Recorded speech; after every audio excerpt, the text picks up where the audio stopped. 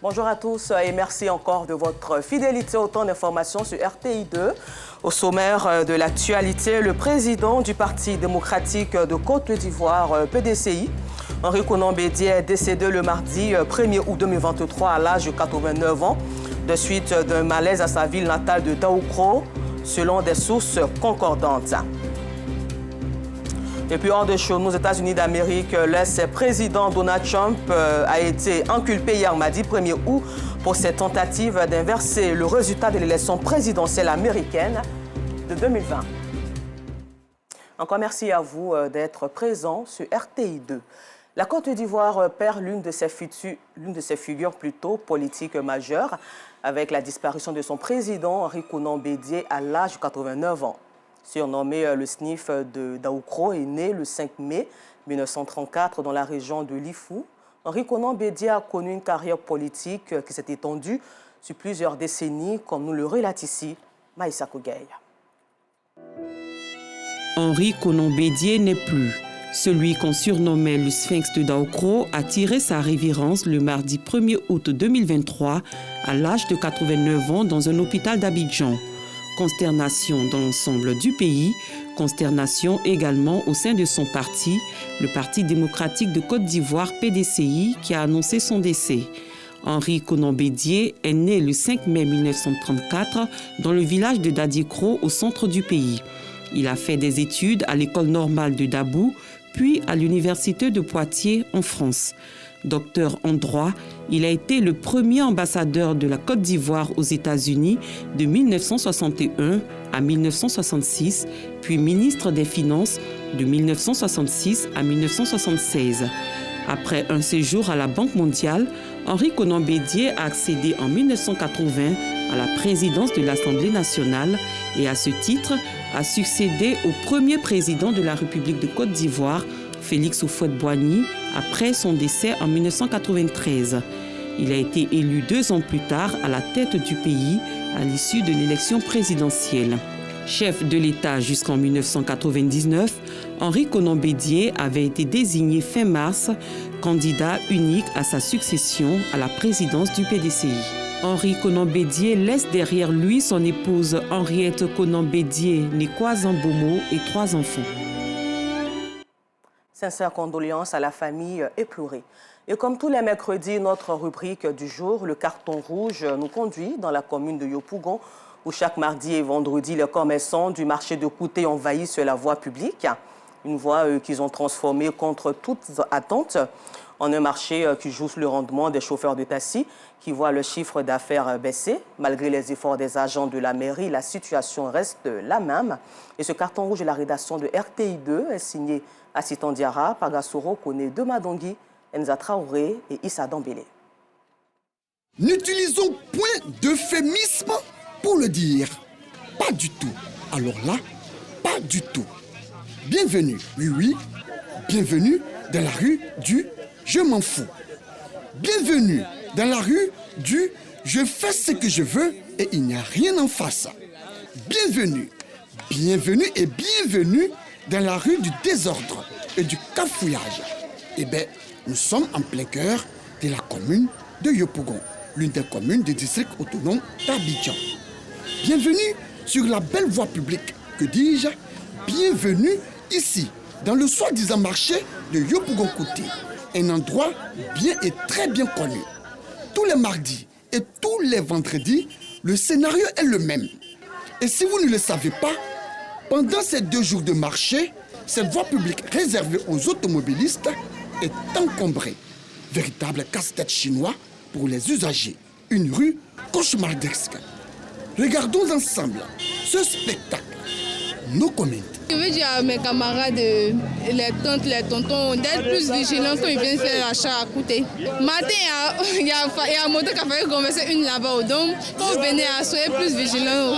En prise occupée de façon anarchique, de façon désordonnée, eh bien, nous sommes bien à côté, dans la belle, agréable et chic commune de Yopougon-la-Vie. Yopougon, la belle vie. En réalité, les occupants, ces commerçants, ne se soucient même pas du danger qui les guette. On expose ces produits, ces marchandises comme on veut sur la chaussée. Et ça ne va pas quelque part, dirait-on. Les automobilistes pourront grogner autant de fois, mais sont obligés de faire avec. Elles sont sur la route. Nous aussi, on est obligés d'arrêter sur la chaussée pour charger. Nous-mêmes, c'est un manque à gagner parce que les clients n'arrivent pas. À eux donc de se débrouiller pour se frayer un passage. Et pourtant, certains commerçants de ce soi-disant marché de Yopougon-Kouté sont bien conscients qu'ils occupent illégalement, illégitimement, frauduleusement la voie publique, sans toutefois se soucieux de qui que ce soit. En vérité, pour eux, il n'y a rien en face. On nous chasse, chaque jour que Dieu fait, on est dedans. Sans ici, on peut aller pour voir aussi. Tu vois, nous sommes obligés de rester. Quand on regarde normalement, c'est nous derrière les voitures, mais on fait comment? C'est le travail. Nous, quand on regarde là, c'est que nous faisons ce qui n'est pas normal, mais là, s'il n'y a pas de travail, si on n'a pas là, on fait comment? Aussi, reconnaissent-ils d'être quelquefois chassés et même pourchassés par les services techniques de la mairie. Mais aucune action de la mairie ne porte fruit. D'ailleurs, elle s'est maintes fois heurtée au refus des maîtres des lieux. Avec ces commerçants, aucune négociation n'a abouti. Ils refusent éperdument de céder la voie aux automobilistes. Eh bien, avec eux, c'est du nous pas bouger, à jamais bouger, comme dirait l'artiste. La mairie nous fatigue. On est sur Guidon, mais on n'est pas de sort. Parce qu'on est sur Guidon, ça cause à la mairie, il se fâche souvent. Les voitures, tout ça, là, accident, ça ne nous plaît pas, mais on n'est pas de sort. Si certains encouragent et même se réjouissent de la présence de ces commerçants sur cette voie publique, d'autres appellent les responsables de la mairie à plus de fermeté et de rigueur. Regardez la voie là, on ne peut même pas passer. Les gens sont sur la route en train de vendre. On veut s'arrêter, on n'arrive pas à s'arrêter, les voitures même veulent nous cogner. Même on n'a qu'à venir voir ici là, mais puis il va arranger ici là, mais sinon c'est pas facile. La présence de ce soi-disant marché de Kouté sur la voie publique, un véritable calvaire, une véritable souffrance, une véritable épreuve, bref, un véritable casse-tête pour les automobilistes et autres usagers.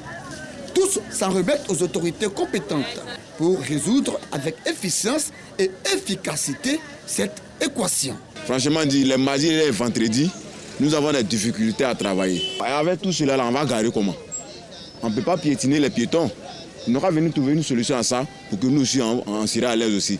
Eh bien, pour les actes d'incivisme et d'indiscipline, pour les actes déplacés, pour les actes d'insouciance et du désordre notoire qu'ils infligent sans remords et sans regret tous les mardis et vendredis à l'ensemble des usagers, la rédaction de RTI 2 attribue un carton rouge à tous ces commerçants de ce soi-disant marché de Yopougon-Kouté qui non seulement mettent leur vie en danger, mais également celle des autres. Carton rouge une fois, carton rouge deux fois, carton rouge 3, 4 et 5 fois aux autorités de la commune qui apparemment font fi du danger que courent les populations en laissant ces commerçants s'emparer, s'approprier, s'accaparer cette voie publique transformée.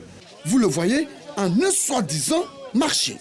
Eh bien, chères autorités, pendant qu'aucun automobiliste, aucun motocycliste, aucun tricycle n'a encore commis de dégâts, pendant que jusque-là, l'on n'a enregistré aucune victime, aucun blessé, aucun mort, pendant qu'aucune famille n'a été endeuillée, pendant qu'il est encore temps de sauver des meubles, il est important, voire nécessaire, que vous preniez vos responsabilités afin d'éviter que le pire n'arrive. Voilà qui est dit, que ceux que les oreilles pour entendre, entendent. En tout cas, la rédaction de RTI 2 a parlé. Carton rouge bien mérité pour le changement de mentalité que vous pouvez revoir sur rti.info. Dans un autre registre à Niakara, dans le village de Niagbo, région du Hambol au nord de la Côte d'Ivoire, de nombreux enfants en vacances scolaires venus d'Abidjan et d'autres localités s'occupent sainement.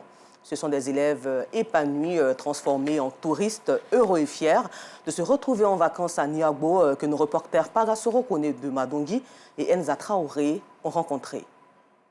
Niagbo est un village du département de Niakara dans la région du Hambol au nord du pays. Dans cette grande cour située non loin du centre de santé et de l'école primaire, habitent la famille Issakone Friedo et Madongi Koulibaly. À l'intérieur, enfants, petits-enfants et arrière-petits-enfants. Venus d'Abidjan et d'autres localités du pays, ils sont là pour les vacances scolaires. Avec eux, point d'ennui. Chacun s'occupe. Ici, on fait la vaisselle. De l'autre côté, on fait la cuisine. Et plus loin, on fait la lessive. Au menu, un peu de la ticket, un peu de la frite, un peu de frites, un peu d'aloco. C'est OK. Tout le monde sera satisfait. Au salon, certains s'adonnent aux jeux sur leur portable. Ils sont heureux et épanouis au village. Certains élèves du village, eux aussi en vacances, ont décidé de rester sur place. L'objectif étant d'aider leurs parents dans leurs différentes activités. C'est le cas de Kwaku, Ortinel et ses frères, venus chercher du sable dans des brouettes afin d'éviter que la maison des grands-parents ne s'inonde, car il pleut à Niangbo. Voilà, on met ça dans la terre.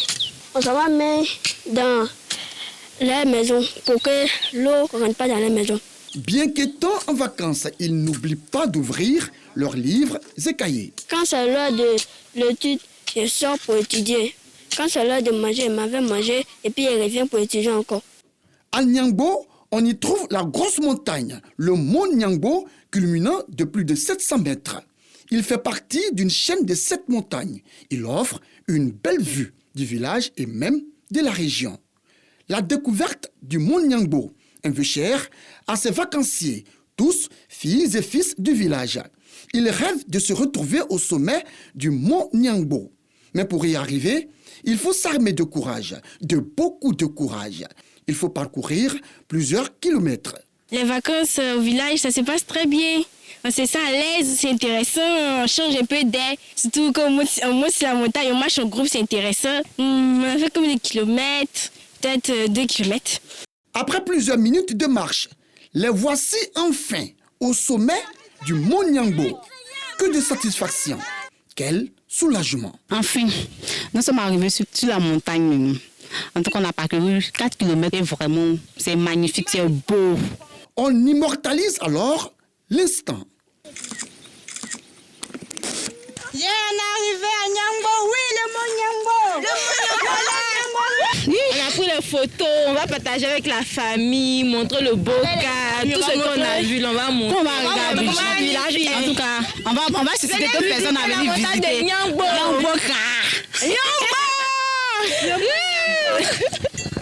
Ces jeunes élèves devenus des touristes dans leur village entendent profiter pleinement de leurs vacances, surtout des atouts du mont Niangbo. On se désaltère avec cette eau de source limpide, mais aussi de cette chute d'eau, la cascade.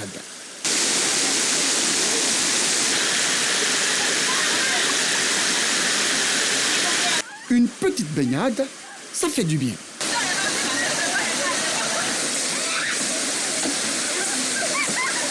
C'est notre tante qui nous a montré ici, on est venu visiter. Tout ce que nous a dit était vrai, c'est vraiment extraordinaire, c'est super. C'est comme si c'était purifié, on a vraiment aimé. Je crois que l'année prochaine, même qu'on va revenir encore, ça fera vraiment plaisir. Après 9 mois d'études, ces élèves en vacances dans leur village ne s'ennuient pas du tout. Ils entendent en profiter et jurent au maximum avant la rentrée des classes prévue pour le lundi 11 septembre prochain. Hors de chez nous au Niger, les frontières terrestres et aériennes de ce pays avec 5 pays limitrophes ont été réouvertes près d'une semaine après leur fermeture lors d'un coup d'État, soulignant que celle avec le Nigeria et le Bénin reste fermée.